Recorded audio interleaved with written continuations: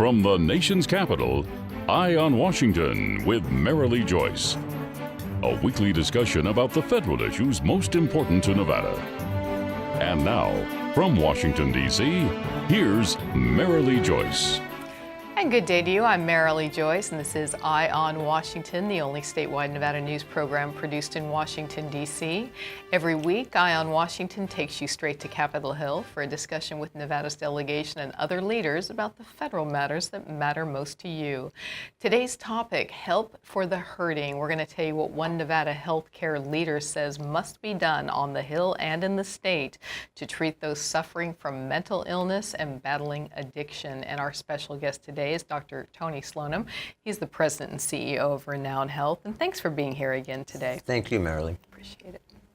Well, when it comes to both mental health disorders and addictions, the Nevada healthcare system is seriously lacking in resources for treatment.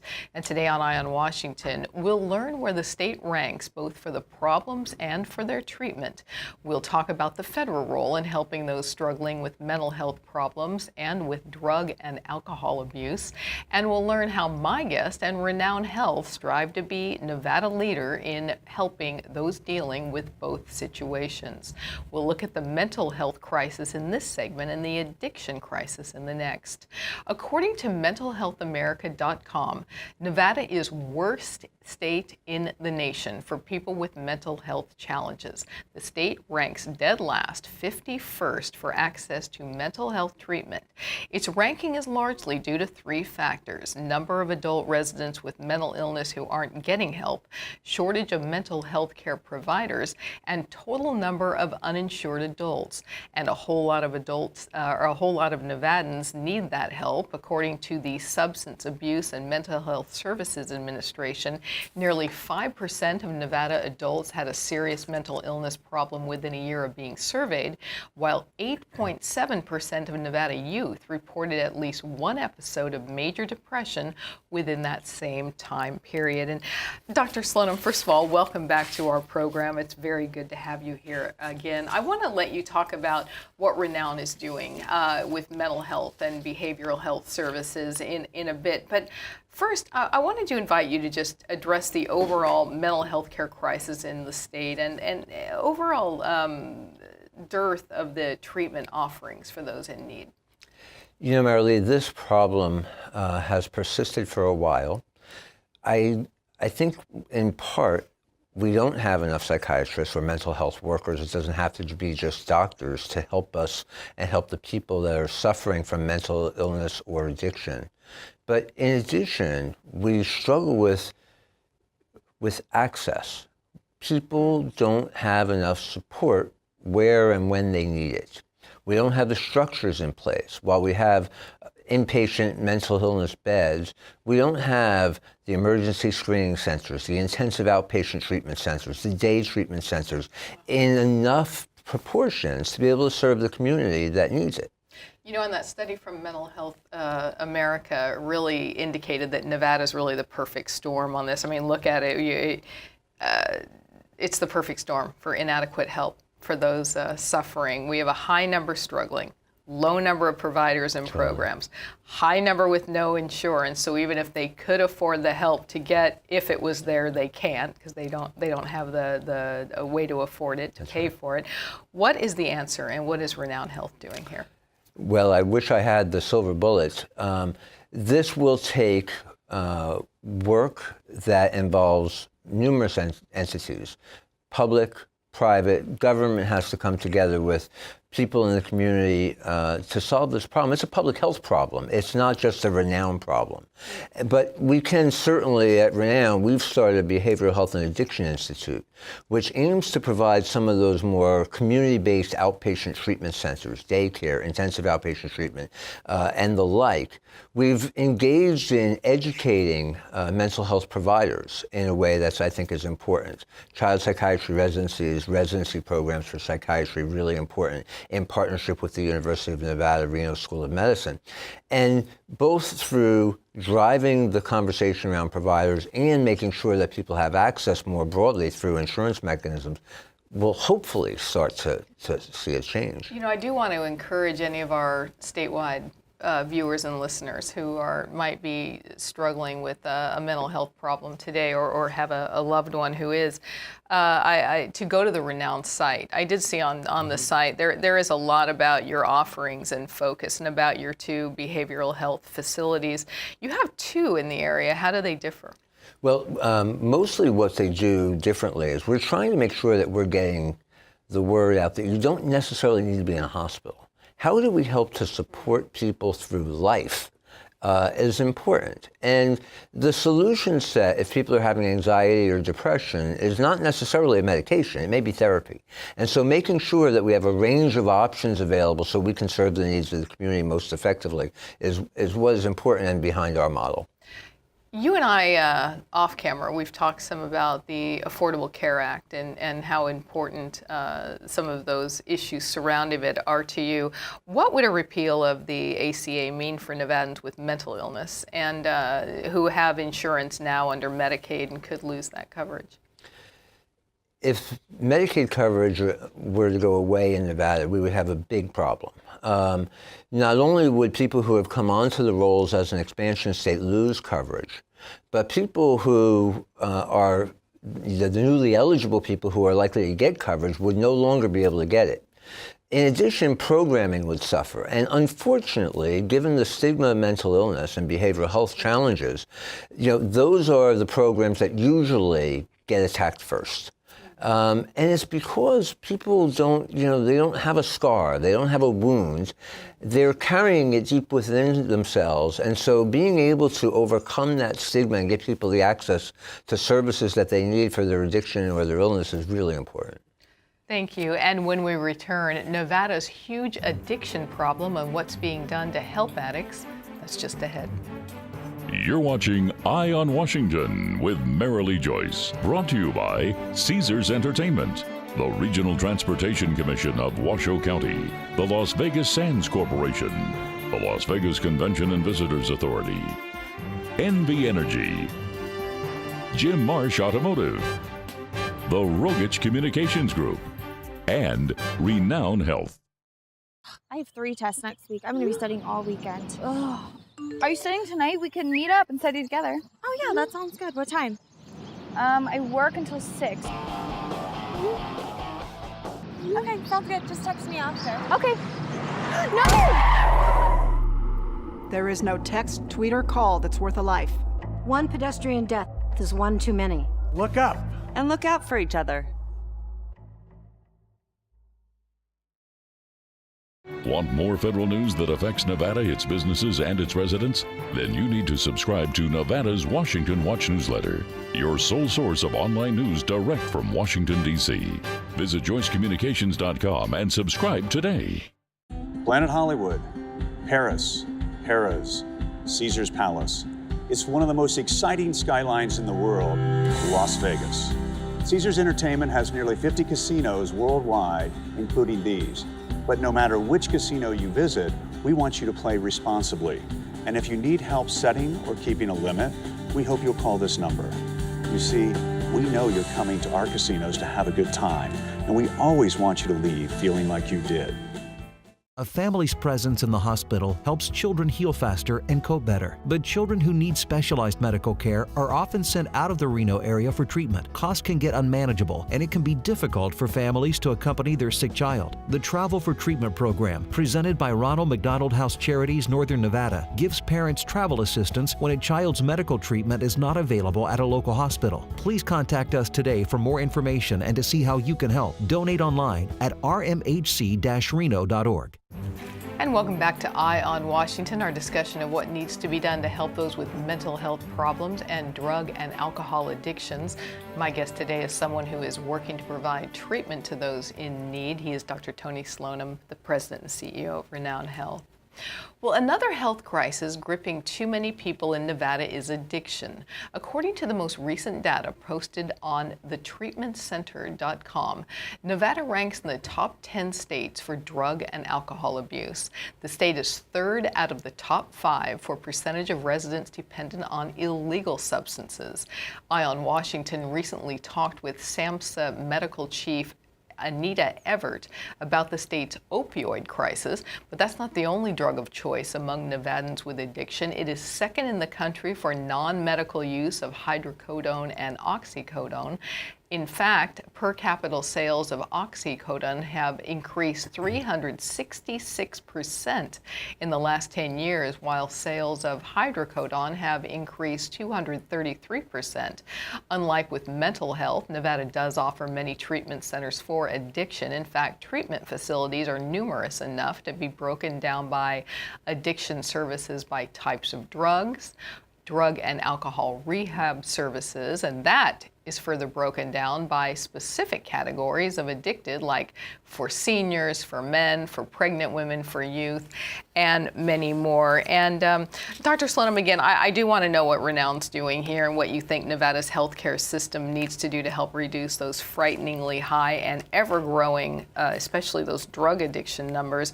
But first, why, in your opinion, is there so much more treatment available for addictions than for mental health?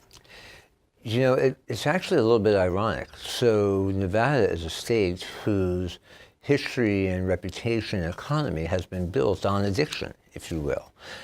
Gambling, alcohol, and now with recreational marijuana, the question about addiction becomes ever more prominent. I think your point, Marilee, is so important.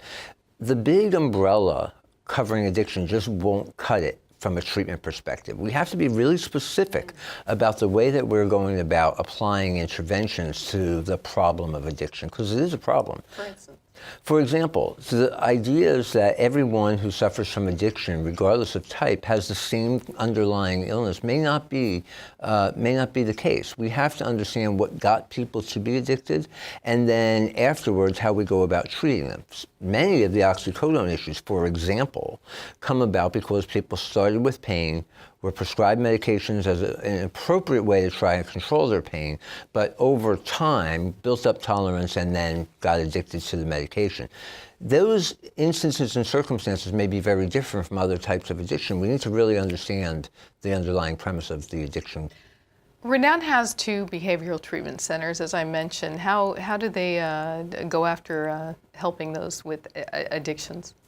Again, the issue of addiction is really complex. Our struggle has been in terms of making sure that the community has the appropriate resources, and I'm not sure that 2 addiction centers is enough, frankly. We're investing in some newer treatment modalities. While we do provide medications that get people off of the physical tolerance from opioids, there may be other things that we can do, some newer medications that are implantable that take away the physical tolerance so that people can go through therapy and get rid of the psychological challenges that they've built up. Yeah, you know, back to the mental health versus addiction. Is the stigma part of it as far as getting the treatment facilities, the numbers? We talked about that some in our last segment. Not enough of those struggling with mental health are coming forward, maybe, versus those with addictions. It's more acceptable, if you will. I hate to put it like that. It's a sad way to put it, but it's more acceptable to say I have a drug addiction than that I'm having a struggle with a mental health issue. And hence, is there less funding for it, less treatment providers because it's not covered enough, or what? Yeah, no, really good points. I think that the issue of addiction, to your point, there is less of a stigma around getting treatment for addiction. We know the success people have had with things like Alcoholics Anonymous, as we've talked about, Narcotics Anonymous, and other family support programs that help people overcome the battle with addiction. Those same services are not present for mental illness, and again, mental illness is jeopardized because not only does the family have a stigma, healthcare providers, they don't count it the same way as some of the more physical conditions and diseases they treat. Thank you, Doctor. And when we return, what is the responsibility of the Nevada delegation and the federal government in general in helping Nevadans and others struggling with mental health challenges and with addictions? Let's get my guest's thoughts on that right after this.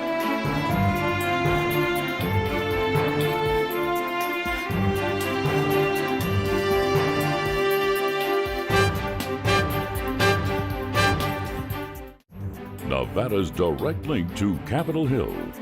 Eye on Washington with Merrilee Joyce, the only statewide Nevada news show based in Washington, D.C. All the top federal matters that matter most to Nevadans. Merrilee talks with our congressional delegation and other leaders about the federal news you need to know. Eye on Washington with Merrilee Joyce, Nevada's Eye on Capitol Hill. When you think RTC, what comes to mind? How about jobs? RTC road projects bring thousands of jobs to Washoe County, expanding and connecting northern Nevada, growing our local economy, providing a more secure future for our residents and their families. So when you think jobs, think RTC. Your RTC, the RTC of Washoe County. We're not a miracle drug. We're not a technology. We're not doctors.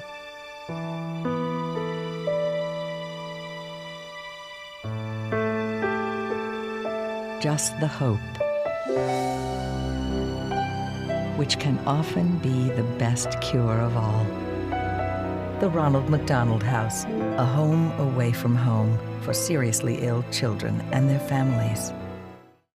Planet Hollywood, Paris, Harrah's, Caesar's Palace. It's one of the most exciting skylines in the world, Las Vegas. Caesars Entertainment has nearly 50 casinos worldwide, including these. But no matter which casino you visit, we want you to play responsibly. And if you need help setting or keeping a limit, we hope you'll call this number. You see, we know you're coming to our casinos to have a good time, and we always want you to leave feeling like you did.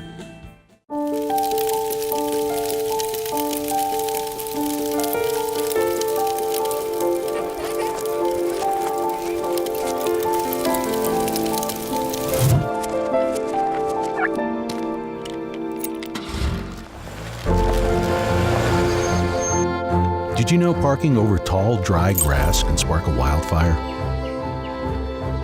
Only you can prevent wildfires. Safety. We all think about it. You think about it when he buckles in, when you check your mirrors and put away your phone. RTC thinks about safety too. In fact, we create it. Center turn lanes mean fewer blind spots. Bike lanes keep cyclists and you safe. Roundabouts reduce injury collisions. And all these crosswalks are designed to keep families like yours safe. Safety is your priority, and it's ours too.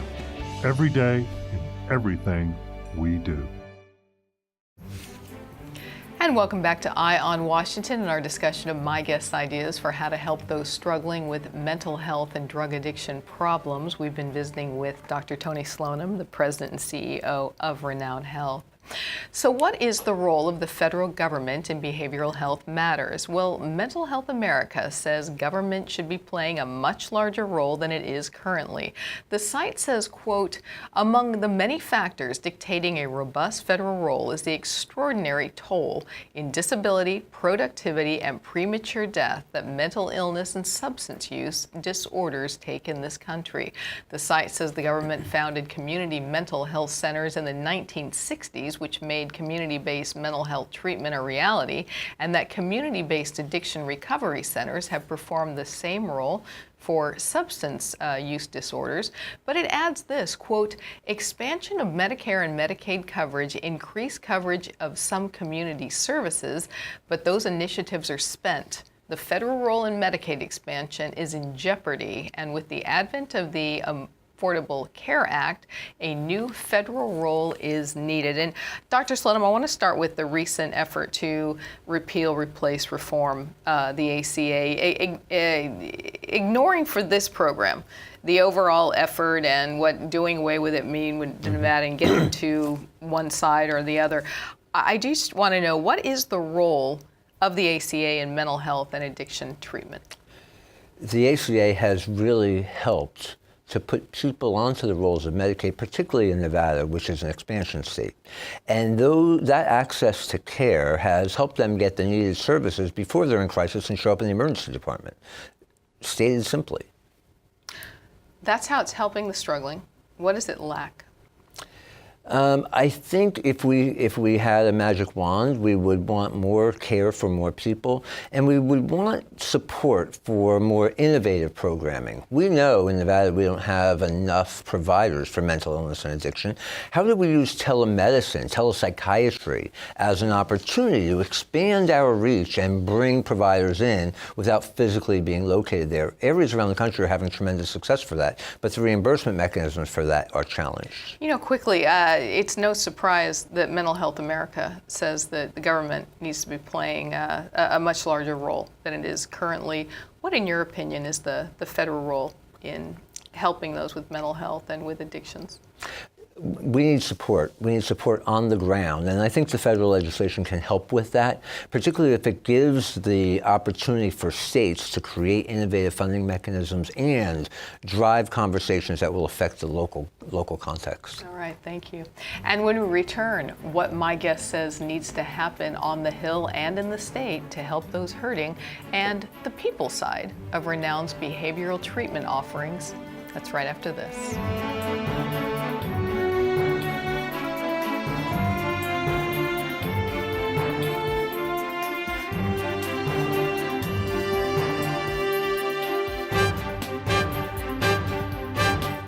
Planet Hollywood, Paris, Harrah's, Caesar's Palace. It's one of the most exciting skylines in the world, Las Vegas. Caesars Entertainment has nearly 50 casinos worldwide, including these. But no matter which casino you visit, we want you to play responsibly. And if you need help setting or keeping a limit, we hope you'll call this number. You see, we know you're coming to our casinos to have a good time, and we always want you to leave feeling like you did. Nevada's direct link to Capitol Hill. Eye on Washington with Marilee Joyce. The only statewide Nevada news show based in Washington, D.C. All the top federal matters that matter most to Nevadans. Marilee talks with our congressional delegation and other leaders about the federal news you need to know. Eye on Washington with Marilee Joyce. Nevada's Eye on Capitol Hill.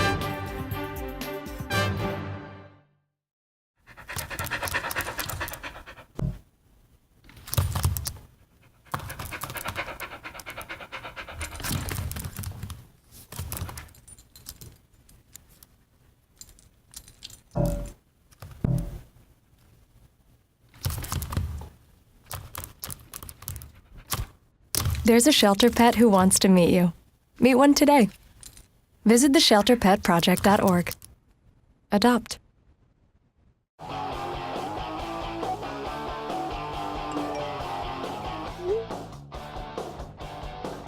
Are you studying tonight? We can meet up and study together. Just text me after. Okay. No! There is no text, tweet, or call that's worth a life. One pedestrian death is one too many. Look up. And look out for each other.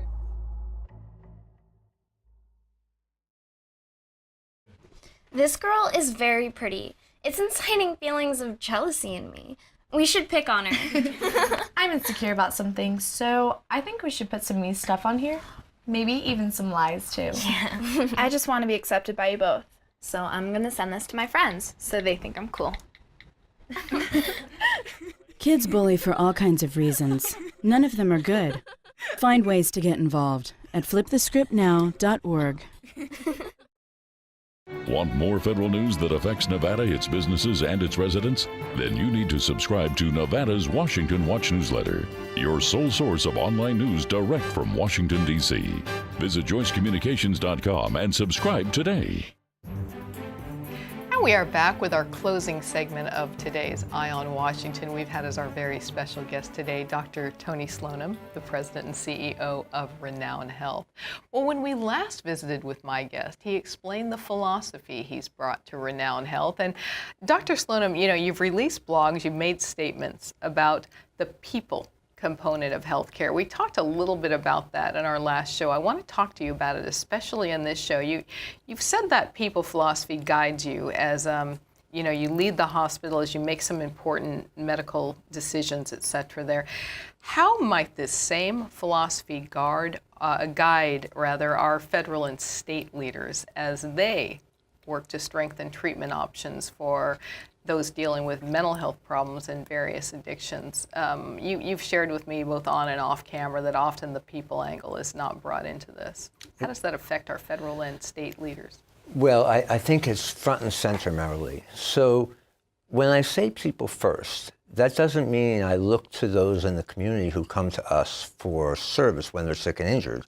I look at it as the community is who we're here to serve. And that's particularly important when you relegate the issues of mental illness and addiction, because people benefit from relationships when they have mental illness. And having strong relationships that can support them over time is really important. In addition, for people that don't have a definable, diagnosable mental illness like depression, bipolar disease, those schizophrenia, those kinds of terrible, tragic diseases that wreak havoc on families and people, there's a whole component, what I like to call the med-psych issues, that we haven't even scratched the surface on. If you're a young person diagnosed with cancer or heart disease, you go through a challenge internally. You may get depressed. You may get anxious. Those, mental accompaniments to a new physical diagnosis that changes your life are important for us to make sure that we're addressing. And that's why I like to make sure that we're focused on the people and not only the patient. And again, how would you, if you were to advise the federal and state leaders who are making health policy, how would you advise them to take that people component into their own thoughts as they work out?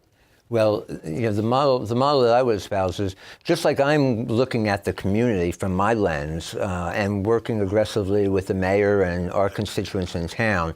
I would hope that our state delegation would look at all people in the state, not just those who have been labeled with a certain condition or diagnosis. And again, at the federal level, how do we take care of all Americans and think differently about what they need? Final question, we're out of time, but what's your opinion, the top thing our congressional leaders should be doing to get help to those with mental health addictions, mental health issues and other addictions? It sounds so lame, but what we really need is access to appropriate services and innovation in terms of the way that we deliver those services. Thanks so much for being here today. Hope to have you on the program again. Thanks, Marilee. That is it for this week's Eye on Washington show. For more information on any federal issue that impacts you in Nevada, I hope you'll visit our website. It's joycecommunications.com. Be sure to like us on Facebook. You can follow me on Twitter. Catch up with any shows you may have missed on our YouTube page. Thanks so much for joining us on Eye on Washington today. I am Marilee Joyce in Washington, D.C. Have a great day. Thank you for watching Eye on Washington with Marilee Joyce. Eye on Washington with Marilee Joyce airs statewide in Nevada solely due to the generosity of our sponsors. If your company can support our program, please visit joycecommunications.com/sponsor to learn more about becoming a sponsor today.